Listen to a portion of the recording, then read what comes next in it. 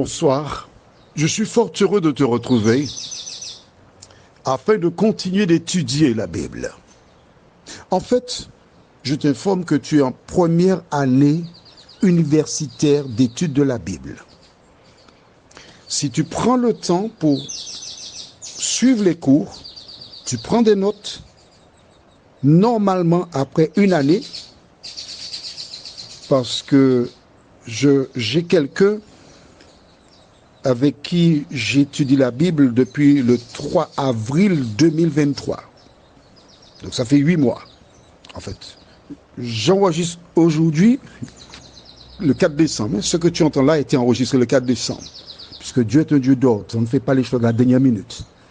Alors je te dis qu'après ces 8 mois, cette personne-là, elle est pratiquement autonome. Elle n'a presque plus besoin de moi. Alors, si tu écoutes l'audio, lorsque on prend un verset, on le lit, on le décortique, tu comprends? Commence par t'exercer. Mais attention, pour atteindre l'objectif, il te faut lire la Bible régulièrement. Mais oui, la fin de l'année arrive là, le 31 décembre à 18h, tu peux parier que Jean-Claude a sa Bible et Jean-Claude lit la Bible. Parce qu'il lit la Bible chaque année, de Genèse à Apocalypse.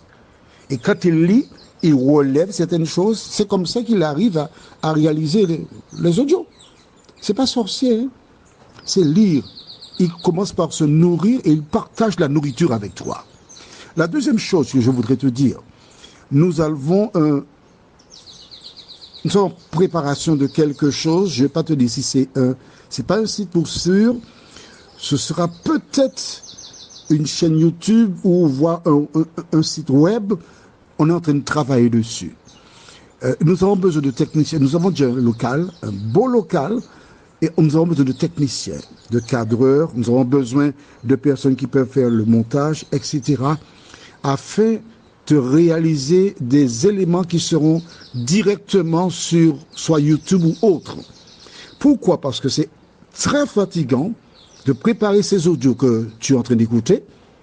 Et toutes les personnes qui me contactent pour étudier la Bible, je réponds toujours présent et je ne suis qu'une seule personne. Donc si des personnes qui sont qualifiées veulent nous aider en prenant contact avec le numéro de téléphone que tu connais pas encore déjà, je ne vais pas le nommer à nouveau, tu as le numéro. Alors envoie-moi un message et puis on verra comment on pourra travailler ensemble. Donc je continuerai à avoir des audios jusqu'à la fin du mois de mars. Et 1er avril, c'est pas un poisson. Je ne fais pas ça. 1er avril, nous aurons un autre support à part quelle est la réponse 2. D'accord?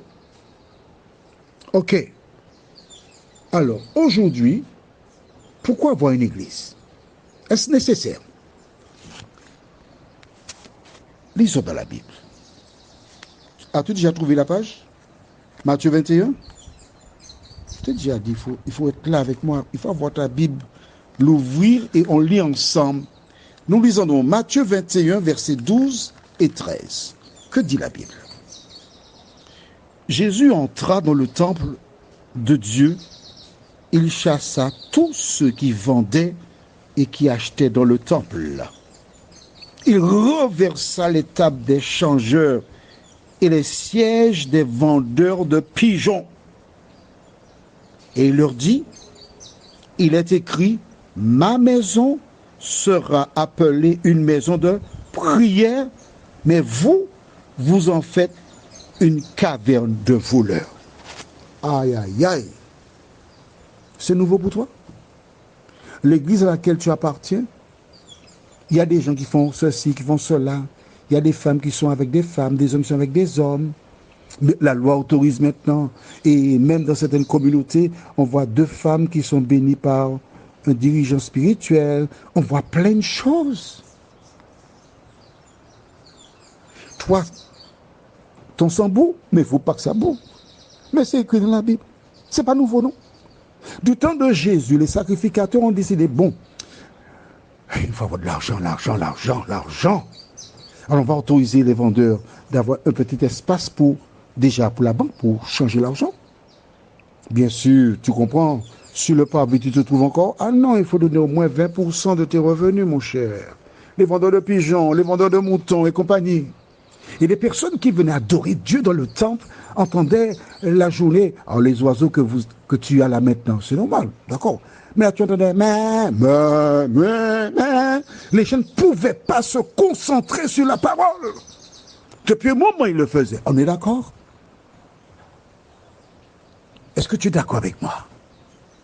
Tu comprends mieux pourquoi aujourd'hui des gens font n'importe quoi dans l'église. Mais ce jour-là, Jésus s'est levé et il les a chassés.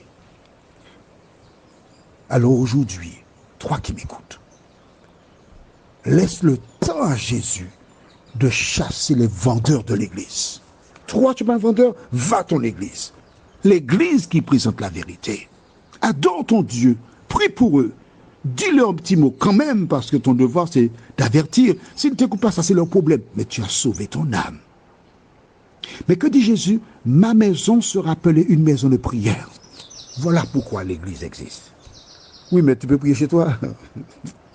Ah, tu as vu, toi, tu as toujours des réponses, oui. Et puis des réponses qui tombent pile poil. Ah, j'ai une maison, je peux prier chez moi. C'est vrai. Tu as une maison, tu peux prier chez toi. Je te l'accorde. Mais la prière dans le temple, est-ce que tu sais qu'il y a quelque chose de spécial? Salomon avait créé le temple. Et au terme de la construction, il fit la dédicace. Et dans la prière de dédicace, il demanda à Dieu d'intervenir à différentes occasions, toutes les fois qu'on viendrait prier dans le temple ou qu'on se trouverait en exil, tournant les yeux vers Jérusalem, le temple, d'exaucer. Quelle fut la réponse de Dieu? Nous allons dans le livre de 2 Chroniques, chapitre 7, versets 11 à 15.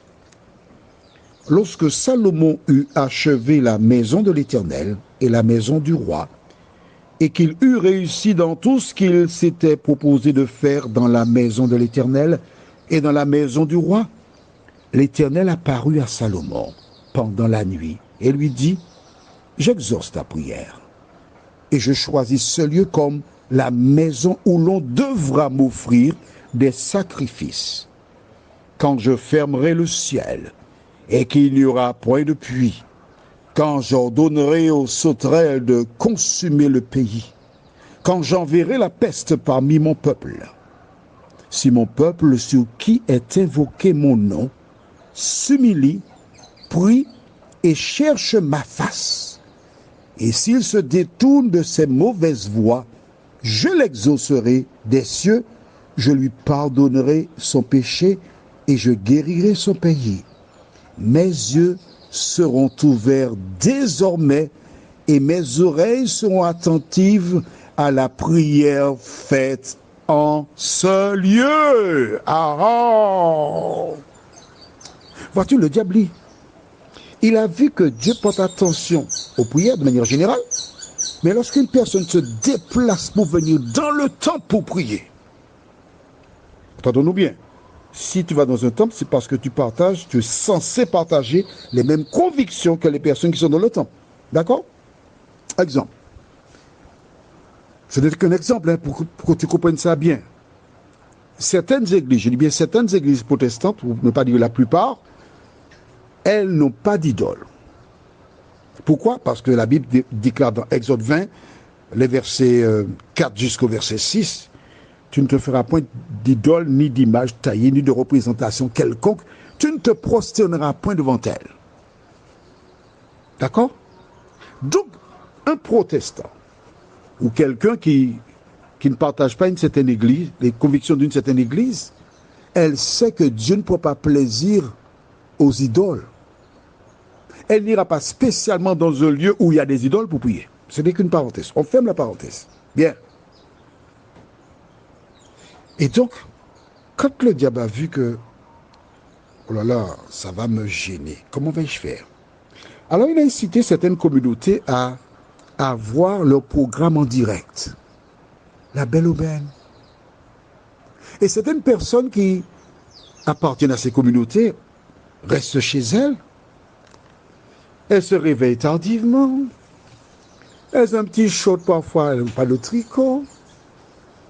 Elles sont en sous-vêtements. et regarde le programme en direct. Mon ami, tu es en danger. Mais si.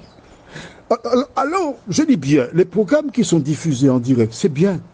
Mais c'est spécialement, à mon sens, je pense que ça a été inventé pour des personnes malades, handicapées, pour que ces personnes aient une nourriture.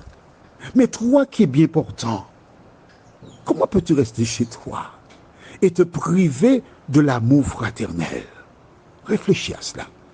Puisque Jésus a dit, ma maison sera appelée maison de prière, nous avons vu comment au livre de 2 Chroniques, et plus haut aussi, Salomon avait parlé de prière dans la maison. Dieu fait une déclaration que nous lisons dans Ésaïe 56. Au risque de me répéter, et je le fais avec plaisir, je ne représente aucune communauté religieuse. Jean-Claude ne fait que dire « Repentez-vous car le royaume des cieux est proche ». Et il développe à partir de questions que des personnes lui posent. D'accord? Donc nous allons lire Ésaïe 56, versets 1 à 7. Mais c'est toujours toi qui décides. Jean-Claude ne te dira jamais de faire ce qui est écrit là.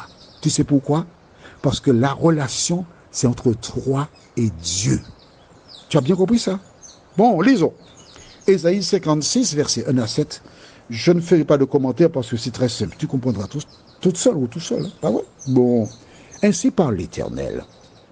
Observez ce qui est droit et pratiquez ce qui est juste, car mon salut ne tardera pas à venir et ma justice à se manifester. Heureux l'homme qui fait cela et le Fils de l'homme qui y demeure ferme, gardant le sabbat pour ne point le profaner et veillant sur sa main pour ne commettre aucun mal. Que l'étranger qui s'attache à l'Éternel ne dise pas « L'Éternel me séparera de son peuple » et que l'eunuque ne dise pas « Voici, je suis un arbre sec » car ainsi parle l'Éternel aux eunuques qui garderont mes sabbats, qui choisiront ce qui m'est agréable et qui persévéreront dans mon alliance. Je donnerai dans ma maison et dans mes murs une place et un nom, préférable à des fils et à des filles.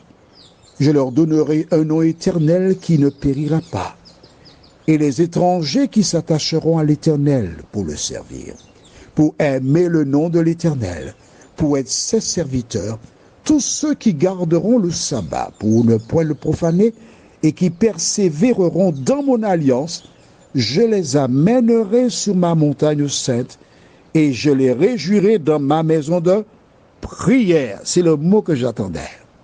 Leur holocauste et leurs sacrifices seront agréés sur mon autel, car ma maison sera appelée une maison de prière pour tous les peuples. Voici pourquoi Jésus a chassé les gens du temple. Parce que sa maison est une maison de prière. Et nous avons vu dans 2 Chroniques, chapitre 7, ce que Dieu a répondu à Salomon. Alors, pourquoi tiens-tu à rester loin de l'église de Dieu? Prions. Seigneur, merci pour la parole. Merci de continuer de nous éclairer. Merci de nous rappeler que lorsque nous nous rendons à l'église, ce n'est pas pour regarder la tenue vestimentaire des gens. Ce n'est pas pour critiquer le message parce qu'elle ou il a fait une faute. Ce n'est pas non plus pour regarder les voitures qui sont sur le parking.